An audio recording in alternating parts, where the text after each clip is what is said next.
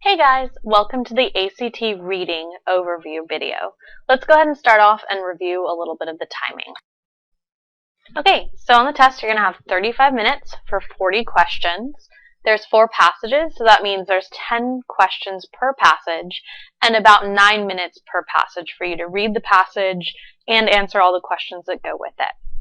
The test is going to be split up into 4 passages, which are always going to be in the same exact order every single time. It's one of the many ways in which the ACT is a highly organized test. So the first thing you're going to see is a prose fiction passage. Next, you're going to see a humanities passage, followed by a social studies passage, and finally you're going to see a natural sciences passage. On your test report, you're going to see a subscore, just like you see for the math section, and you're going to see a arts and literature subscore and a social studies and sciences subscore. So in terms of your arts and literature subscore, that's going to be the 20 questions that are your prose and your humanities. So both of these go under category number 1. And then your social studies and natural sciences will be what makes up your social studies and sciences subscore. So it's as simple as that. Okay, let's go ahead and just take about a minute to go over strategy, basic strategy on the reading test.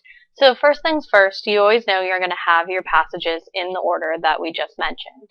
So if you happen to know that there's a particular type of passage that's hard for you, or a particular type of passage that's easier for you, you can definitely do the passages out of order, as long as you're very careful to make sure that you also skip the 10 questions on your Scantron and then come back to them, because you never want to make the mistake of accidentally going through doing the humanities, social studies, and natural sciences passages just to realize that you didn't actually leave room for your prose passage.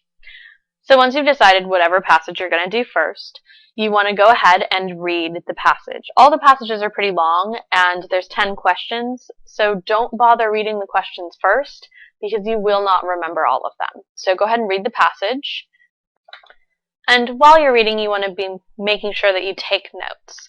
We'll cover exactly how you should do that when we actually have an example of a passage in our next videos.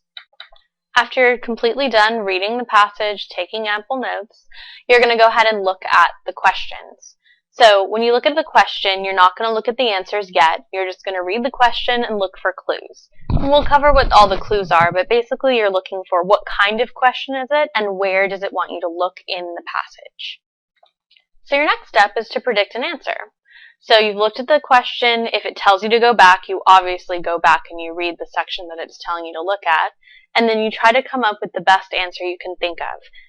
Notice at this point we have still not actually looked at the answers, unless there's a question that says something like, which of the following would the author most likely agree on? In which case you can think about the kinds of things the author would agree on, but you definitely have to look at the questions to figure out what's going on. But for the vast majority of questions, you're going to predict an answer before you even take a tiny little peek at the answers. And after you've made a prediction, it's pretty easy. All you have to do is match your prediction. Now, if you match your prediction, you aren't going to fall into any traps.